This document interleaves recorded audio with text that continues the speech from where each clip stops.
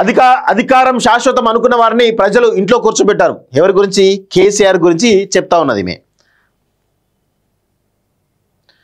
So KCR గురించే ఈమె చాలా స్పష్టంగా చెప్తా ఉంది.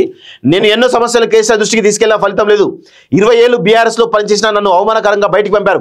కేసీఆర్ తండ్రిగా పిలిస్తే వెళ్తా, రాజకీయంగా వెళ్లే పరిస్థితి లేదు. నేను అవమానాన్ని తట్టుకోలేను. పాలిటిక్స్ పక్కగా చేస్తా. ఆడబిడ్డలు రాజకీయం చేస్తే ఎట్లుంటుందో చూపిస్తా. హరీష్ బినామీ కంపెనీకి వరంగల్ సూపర్ స్పెషాలిటీ ఆసుపత్రి పనులు 1100 కోట్ల నుంచి 1700 కోట్లకు అంచనా వేసి పెంచేసుకున్నారు. మేడ్ ది ప్రెస్ లో తెలంగాణ జాగృతి అధ్యక్షురాలు కవిత అంటూ చూస్తున్నాం. ఈ జనం బాట కార్యక్రమం స్టార్ట్ కాకముందు అంటే స్టార్ట్ చేసే క్రమంలో అమరవీరుల స్తూపం వేదికగా ఆమె అమరవీరులకు ఉద్యమకారులకు బహిరంగ క్షమాపణ చెప్పింది. మేము అనుకున్నంత చేయలేదు, ఇంకా చేయాల్సి ఉండే, చేయలేకపోయినందుకు బహిరంగ క్షమాపణ చెప్పింది. సో అది నిజంగా ఆమె ఆ విషయంలో అప్రిషియేట్ చేయాలి. దాని తర్వాత వారం 10 రోజుల క్రితము ఫోన్ ట్యాపింగ్లో తన భర్త ఫోన్ ట్యాప్ చేసి చెప్పేసి ఆమె చాలా స్పష్టంగా చెప్పింది.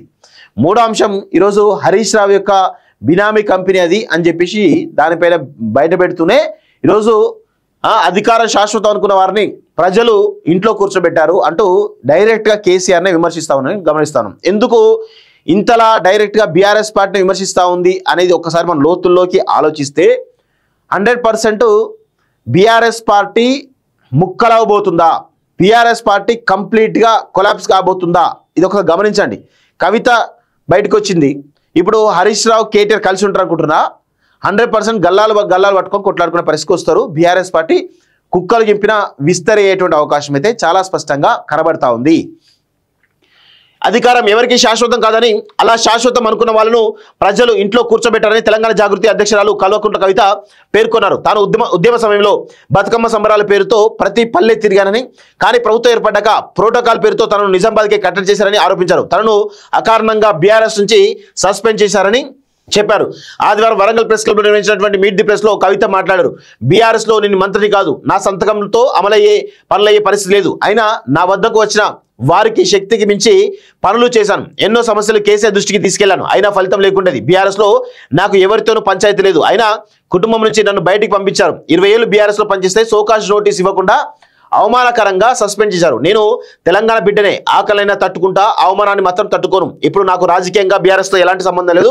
కేసీఆర్ వద్దకు కూతురిగా వెళ్తా, రాజకీయంగా వెళ్లే పరిస్థితి లేదు అని కవిత తేల్చి చెప్పారు. బీఆర్ఎస్ నుంచి సస్పెండ్ చేసి ప్రజల కోసం పనిచేయాలని నిర్ణయించుకున్నాని, ఇప్పుడే రాజకీయం చేయాలనుకోవడం లేదన్నారు. అయితే రాజకీయం చేయడం పక్కా అని, ఆడబిడ్డలు రాజకీయం చేస్తే ఎలా ఉంటుందో చూపిస్తానని చెప్పారు. ఎన్నికలకు ఏడాది ముందు తన రాజకీయాలు ఉంటాయని, అప్పటి వరకు ప్రజా సమస్యలపైనే పోరాటమని పేర్కొన్నారు అంటూ చూస్తాను. 100% మొదటిసారి నేను చెప్పిన ఈమె బీఆర్ఎస్ పార్టీ నుంచి సస్పెండ్ చేసి, అంతా 6 నెలల క్రితం చెప్పిన, ఈమెను బీఆర్ఎస్ పార్టీ సస్పెండ్ చేస్తారు. ఈమె ఖచ్చితంగా ఇప్పుడు తిరుగుతూ ఉంది జనం బాట అంటూ. తర్వాత ఆమె పాదయాత్ర కూడా పెడుతుంది. 100% ఏది ఎన్నికలు 1 year ఉన్నాయి అనగా ఇంకొక 6 నెలల ముందు, 1.5 year ముందు ఆమె తెలంగాణ రాష్ట్రంలో మొత్తం పాదయాత్ర పెట్టేసి ఇప్పుడంతా క్యాడర్ నిర్మాణం చేస్తుంది. ఆమె తెలంగాణ రాష్ట్ర వ్యాప్తంగా కూడా ఈరోజు మండలాల వారిగా, గ్రామాల వారిగా తెలంగాణ జాగృతికి సంబంధించినటువంటి కమిటీలు ఏవైతే ఉన్నాయో అవన్నిటిని కూడా కంప్లీట్గా పూర్తి చేసే క్రమంలో మొత్తం తెలంగాణ రాష్ట్రం అంతా కూడా వరుస పర్యటన జనంబాట కార్యక్రమంతో తిరుగుతూ ఉంది.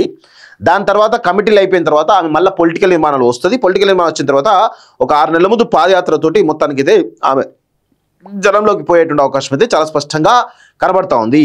సో అంత ఈజీగా ఆమె వదిలిపెడతారైతే నేను అనుకోను. ఎందుకంటే పదవి ఒక్కసారి చూసిన తర్వాత ఆ పదవి కంప్లీట్గా మళ్ళీ కావాలని చెప్పి ఎవరికైనా ఉంటుంది. దానికోసం రాజకీయంగా ఎంతకైనా పోవడానికి సిద్ధంగా ఉంటారు.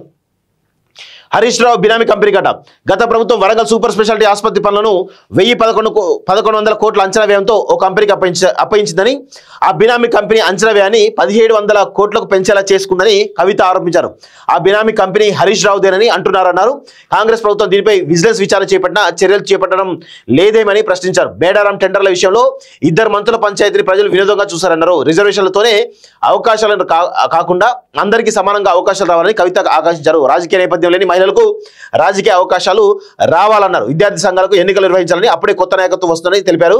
కాంగ్రెస్ ప్రభుత్వంలోనూ అవే సమస్యలు అంటూ చూస్తా ఉన్నాం. సో హరీష్ రావు బినామీ కంపెనీకి 1700 కోట్ల కాంట్రాక్ట్ వచ్చిందని చెప్పేసి స్వయానా కవిత చెప్తుందంటే 100% కాంగ్రెస్ ప్రభుత్వం దానిపైన ఇంకా విచారణ చేసింది, దానికి ఏం చర్యలు తీసుకోవట్లేదని చాలా స్పష్టంగా ఆరోపిస్తూ ఉంది.